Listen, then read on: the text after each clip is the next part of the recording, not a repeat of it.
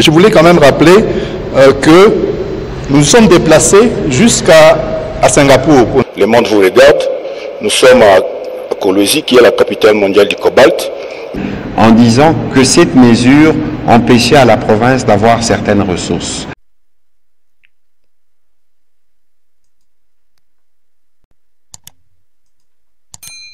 Également à Madame la gouverneure. Au ministre des Mines, je voulais juste avoir votre avis par rapport à la décision de février 2025. Le monde vous regarde. Nous sommes à Kolwezi, qui est la capitale mondiale du cobalt. Vous avez suspendu les exportations du cobalt. Et l'objectif a été atteint parce que les prix ont pratiquement grimpé. Mais il y a un assèchement des produits sur le marché.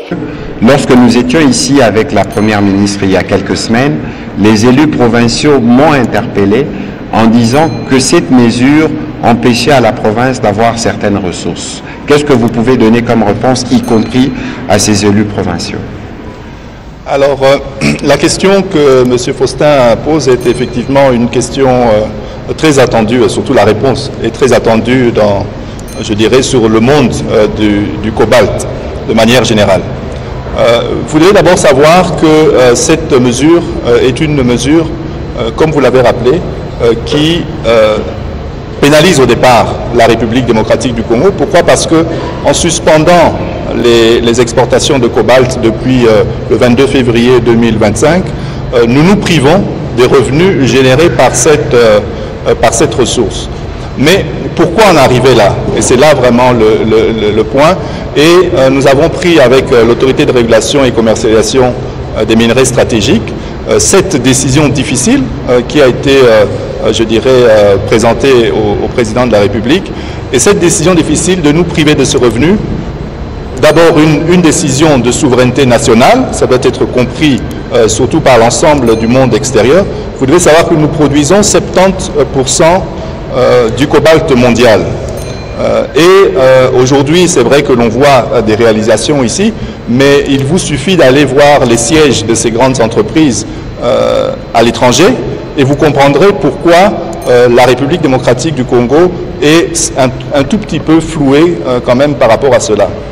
Alors, nous avons maintenant cette décision qui a été prise pour, premièrement, préserver les emplois localement. La grande majorité des entreprises ici au Lualaba, mais encore même dans le Haut-Katanga, la grande majorité des entreprises n'arrivaient plus à un équilibre financier avec les prix du cobalt qui étaient tellement bas. Nous sommes passés de 80 000 à pratiquement 21 000 $ la tonne. Donc les entreprises qui opéraient dans ce secteur avec le cobalt ne trouvaient plus de rentabilité et donc avaient cette question qu'elle se posait, est-ce que nous devons arrêter nos activités ici, mettre les Congolais au chômage et repartir avec nos investissements? Donc ça, c'est une première des choses qui a été faite pour préserver ces emplois-là. Vous l'avez rappelé, M. Faustin, aujourd'hui, après cette mesure, le cobalt a pris plus de 60%. Mais maintenant, qu'est-ce que nous voulons également en faisant ça?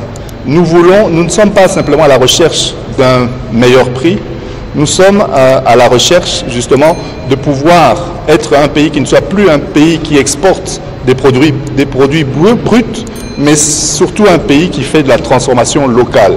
Parce que lorsque nous ferons la transformation locale, nous allons justement créer plus d'emplois, faire un transfert de technologie localement. Et donc l'ensemble de cela nous a poussé à prendre cette décision. Maintenant, nous avons pris cette décision pour une durée de 4 mois. Donc cela expirera ce mois-ci, donc le 22 juin. Mais je voulais quand même rappeler que nous nous sommes déplacés jusqu'à Singapour, pour ne pas citer, il y a 1 mois à peu près, pour justement débattre de cet aspect de cobalt. Et Madame la gouverneure vient de rappeler que nous n'avons pas besoin d'aller à l'étranger pour parler du cobalt. Le cobalt, 70% se fait ici, et la grande majorité au Lualaba. Nous pouvons aller au village des congrès pour débattre de cette thématique. Donc, nous avons donc consulté, nous avons échangé avec les différentes parties prenantes, et donc à la fin de cette période de 4 mois, nous viendrons avec des nouvelles, on va dire des nouvelles propositions, et ces propositions vont aller soit à lever les mesures, soit à les modifier, mais pourquoi pas à les prolonger.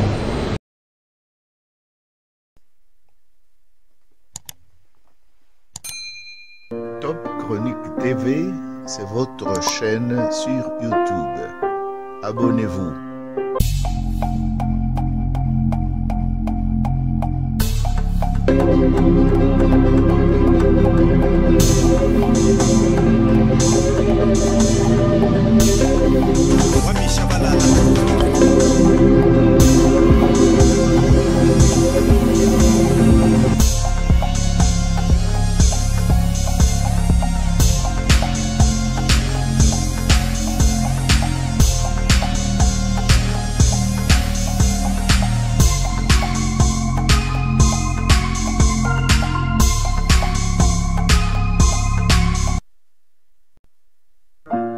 Ne manquez plus aucune émission. Voilà.